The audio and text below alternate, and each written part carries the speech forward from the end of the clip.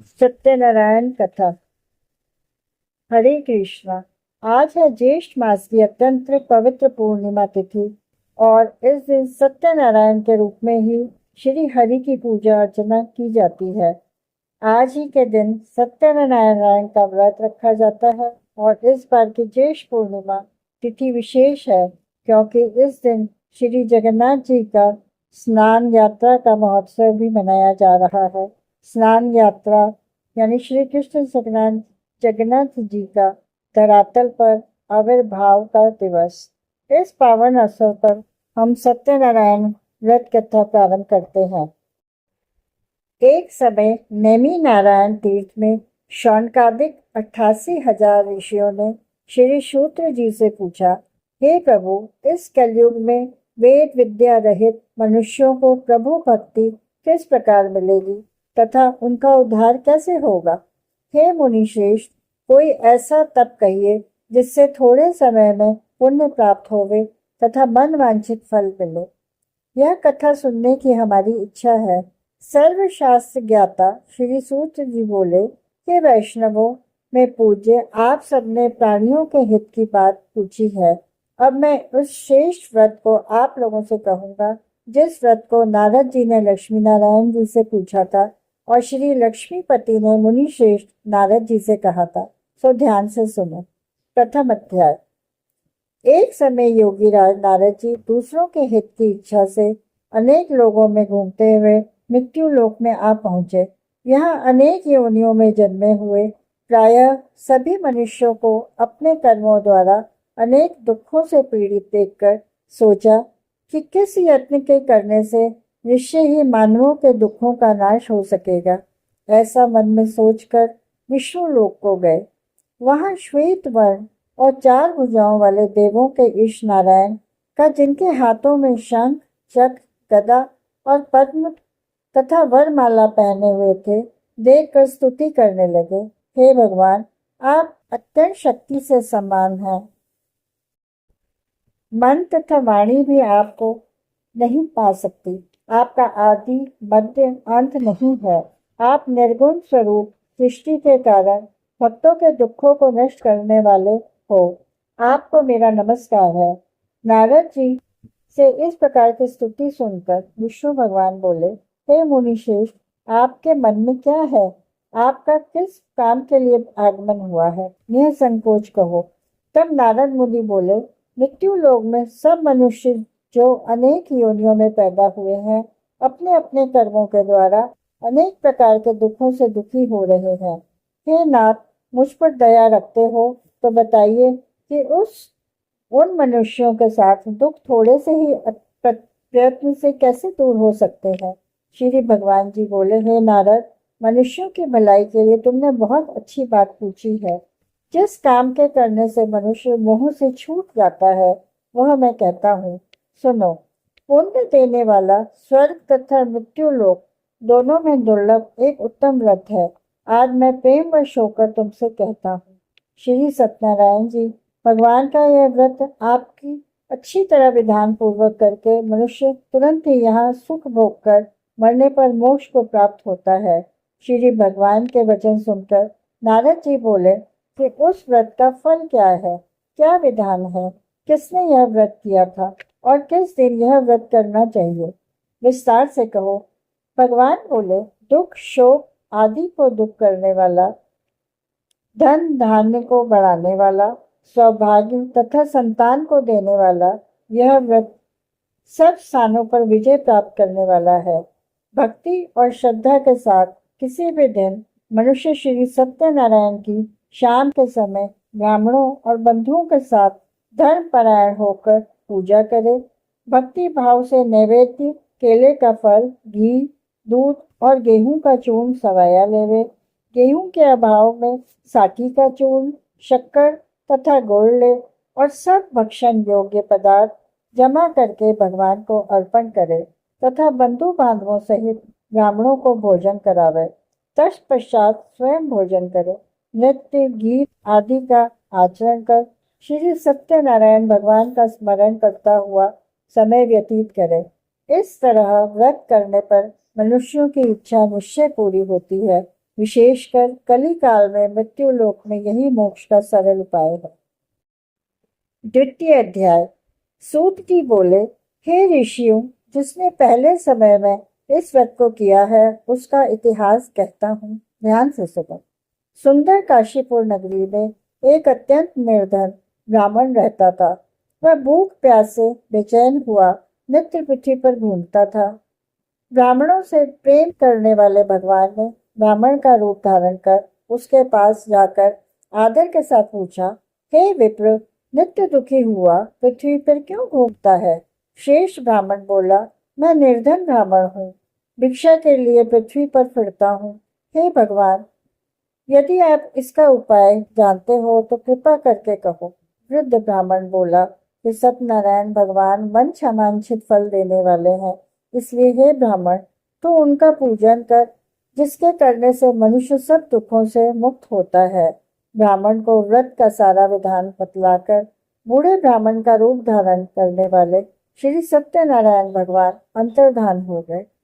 जिस व्रत को वृद्ध ब्राह्मण ने बतलाया है मैं उसको करूंगा। यह निश्चय करने पर उसे रात में नींद नहीं आई। वह सवेरे उठ सत्यनारायण भगवान के व्रत का निश्चय कर भिक्षा के लिए चला। उस दिन उसको भिक्षा में बहुत धन मिला, जिससे बांधुओं के साथ उसने श्री सत्यनारायण भगवान का व्रत किया। इसके करने से वह व्यक्ति सब दुखों से छूटकर अनेक प्रकार की संपत्तियों से युक्त हुआ। उस समय से वह विप्र हर मास व्रत करने लगा। इस तरह सत्यनारायण भगवान के व्रत को जो करेगा वह सब पापों से छूटकर मोक्ष को प्राप्त होगा। आगे जो पृथ्वी पर श्री सत्यनारायण भगवान का व्रत करेगा वह मनुष्य सब दुखों से छूट जाएगा। इस तरह नारद जी से नारायण जी ने कहा, यह व्रत मैंने तुमसे कहा, हे विप्र, मैं अब और क्या कहूँ? ऋषि बोले, हे मुनिवर, संसार में उस विप्र से सुनकर और किस किसने इस व्रत को किया है, हम यह सब सुनना चाहते हैं। इसके लिए हमारे मन में श्रद्धा है।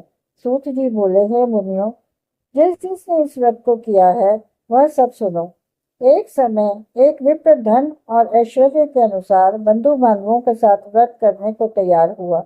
उसी समय एक लकड़ी बेचने वाला बूढ़ा आदमी आया और बाहर लकड़ियों को रखकर विप्र के मकान में गया।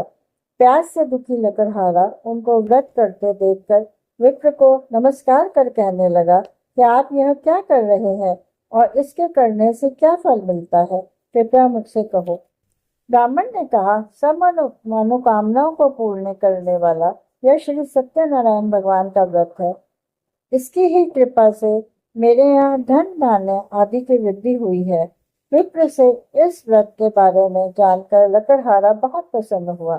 चरणामृत ले और प्रसाद खाने के बाद उसने अपने घर को गया। लकड़हारे ने अपने मन में इस बात प्रकार का संकल्प किया कि वह आज ग्राम में लकड़ी बेचने से जो भी उसे मिलेगा वह उसी से श्री सत्यनारायण भगवान का उत्तम व्रत करेगा। वह मन में विचार कर बूढ़ा आदमी लकड़ियां अपने सिर पर रखकर जिस नगर में धनवान लोग रह रहे थे वह ऐसे नगर में गया। उस रोज वहां उसे उन लकड़ियों का दाम पहले से कई चौगुना मिला। तब वह बूढ़ा लकड़हारा दाम ले और अति प्रसन्न होकर पके केले की फली, शक्कर, घी, दूध, दही और गेहूं का चूर्ण इत्यादि श्री सत्यनारायण भगवान के व्रत की कुल सामग्रियों को लेकर अपने घर गया।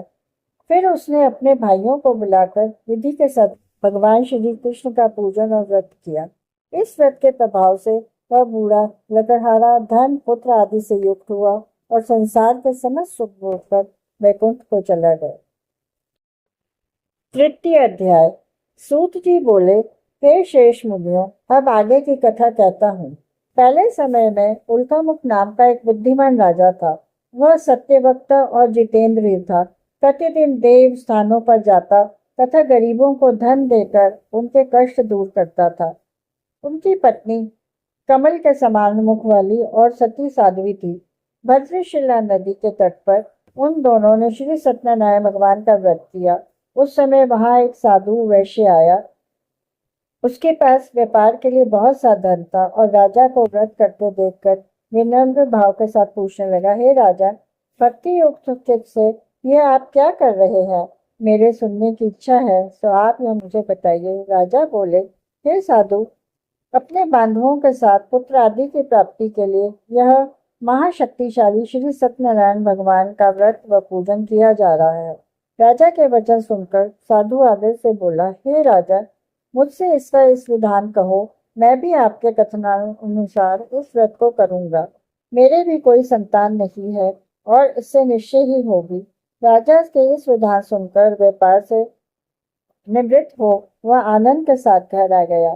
साधु ने अपनी स्त्री से संतान देने वाले उस व्रत का वर्णन सुनाया और कहा कि जब मेरे संतान होगी तब मैं इस व्रत को करूंगा। साधु ने ऐसे वचन अपनी स्त्री लीलावती को कहे।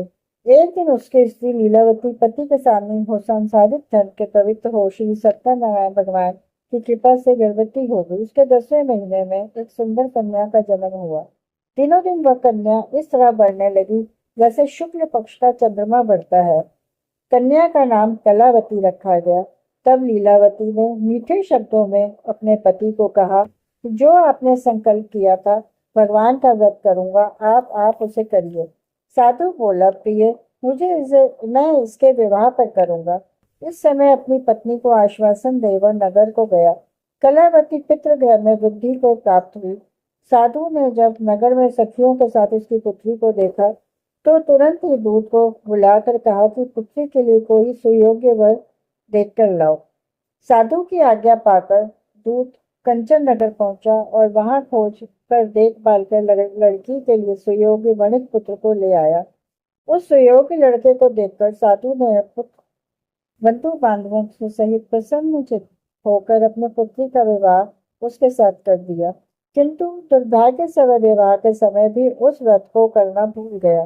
तब श्री सत्यनारायण भगवान क्रोधित हो गए और श्राप दिया कि तुम्हें दारुण दुख प्राप्त होगा। अपने कार्य में कुशल साधु बनिया जगमाता सहित समुद्र के समीप स्थित होकर रतनपुर नगर में गया और वहां दोनों ससुर जमाई चंद्रकेतु राजा के उस नगर में व्यापार करने लगे।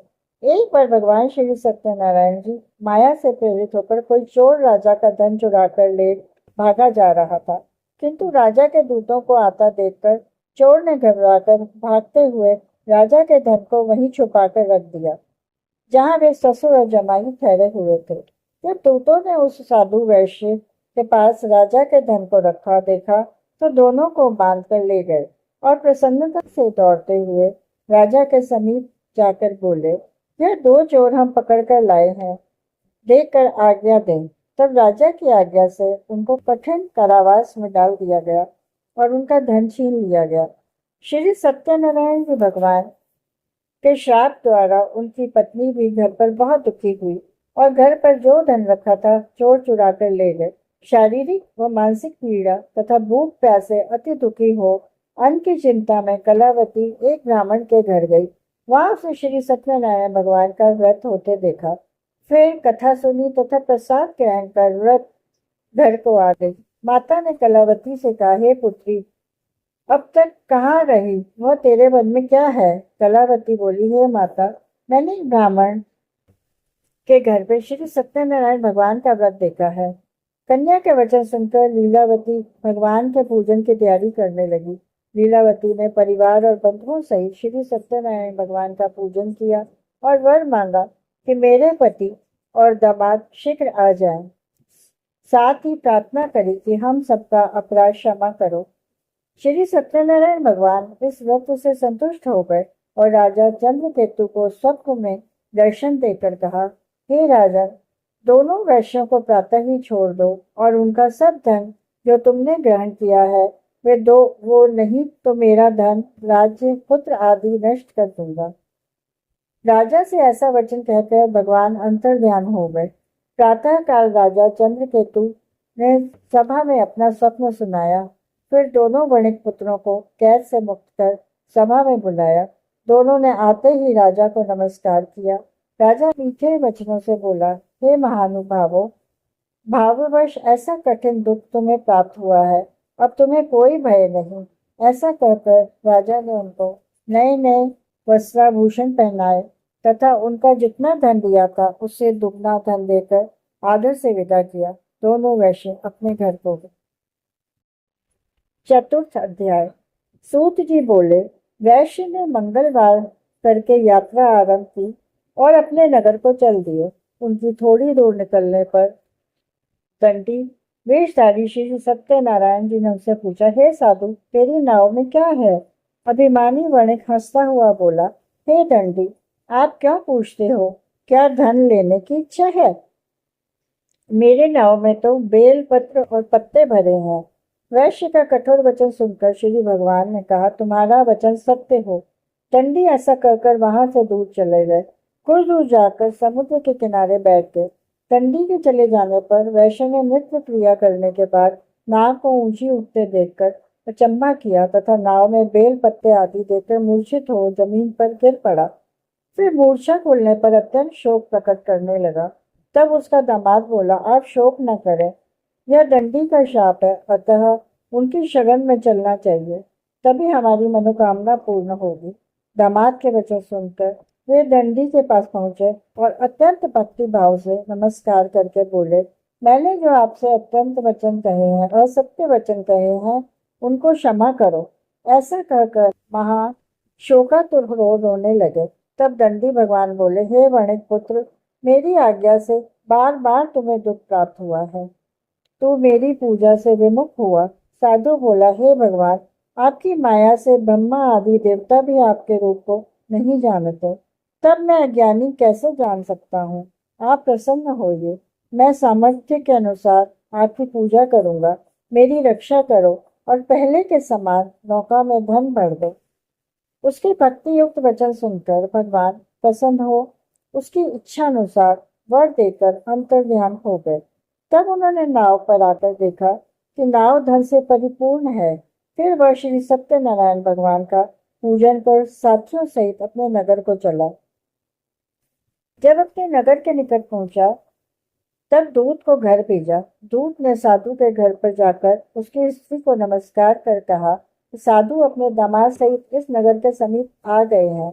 ऐसा वचन सुन साधु की स्त्री बड़े हर्ष के साथ श्री सत्यनारायण का पूजन कर पुत्री से कहा, मैं अपने पति के दर्शन को जाती हूँ, तू कार्य पूर्ण कर शीघ्र आ। माता के ऐसे वचन सुनकर कलावती प्रसाद छोड़कर जल्दी में पति के पास गई। प्रसाद की अवज्ञा के कारण श्री सत्यनारायण भगवान ने रुष्ट होकर उसके पति को नाव सहित पानी में डुबो दिया। कलावती अपने पति को न देखकर रोती हुई जमीन पर गिर गई। इस तरह नौका को डूबा हुआ तथा कन्या को रोता हुआ देखकर साधु दुखी होकर बोला, हे प्रभु, मुझसे या मेरे परिवार से जो भूल हुई उसे क्षमा करो। उनके दीन वचन सुनकर श्री सत्यनारायण भगवान जी प्रसन्न हो गए और आकाशवाणी हुई, हे साधु, तेरी कन्या मेरा प्रसाद को छोड़कर आई है, इसीलिए उसका पति अदृश्य हुआ है। यदि वह घर जाकर प्रसाद खाकर लौटे तो उस पति भी अवश्य मिलेगा। ऐसी आकाशवाणी सुनकर कलावती ने घर पहुंचकर प्रसाद खाया, फिर आकर पति के दर्शन किए। तत्पश्चात साधु ने बांधवों सहित श्री सत्यनारायण भगवान का विधि पूर्वक पूजन किया। इस लोक का सुख भोग कर समस्त अपने सर्वलोक को गया। 5वां अध्याय। सूत जी बोले, हे ऋषियों, मैं और भी कथा कहता हूँ, सुनो। प्रजा पालन में त्रिंध्वज नाम का एक राजा था। उसने भी भगवान का प्रसाद त्याग कर बहुत दुख पाया। एक समय व्रत में जाकर वन्य पशुओं को खाकर बड़ के पेड़ के नीचे आया। वहां उसने ग्वालों को भक्ति भाव से बंधु बांधवों से श्री सत्यनारायण जी का पूजन करते देखा। राजा देखकर भी अभिमानवश वहां नहीं गया और न ही नमस्कार किया। जब ग्वालों ने श्री भगवान की प्रसाद उसके सामने रखा तो वह प्रसाद त्याग कर अपने नगरी को चला गया। वहां उसने अपना सब कुछ नष्ट पाया तो वह जान गया कि यह सब भगवान ने ही किया है। तब वह विश्वास कर ग्वालों के समीप गया और विधि पूर्वक पूजन कर प्रसाद खाया और श्री सत्यनारायण भगवान की कृपा से सब कुछ पहले जैसा हो गया। फिर दीर्घ काल तक सुख भोग कर अपने मरने पर स्वर्ग लोक को गया। जो मनुष्य इस परम दुर्लभ व्रत को करेगा, भगवान की कृपा से उसे धन धान्य की प्राप्ति होगी। निर्धन धनी और बंदी बंद भाव से मुक्त होकर निर्भय हो जाता है। संतानहीनों को संतान प्राप्त होती है। तब सब मनोरथ पूर्ण होकर अंत में वैकुंठ धाम को चला जाता है। जिन्होंने पहले इस व्रत को किया, अब उनके दूसरे जन्म की कथा कहता हूँ। वृक्ष शतानन ब्राह्मण ने सुदामा का जन्म लेकर मोक्ष को पाया। उल्कामिक नाम का राज्य दशरथ होकर वैकुंठ को गया तथा साधु नाम के वैश्य ने मोर ध्वज बनकर अपने पुत्र को आड़े से चीरकर मोक्ष को प्राप्त किया। महाराज सिंह ध्वज ने स्वयंभू होकर भगवान में भक्ति युक्त होकर मोक्ष को प्राप्त किया। इति श्री सत्यनारायण कथा का पंचम अध्याय संपूर्ण।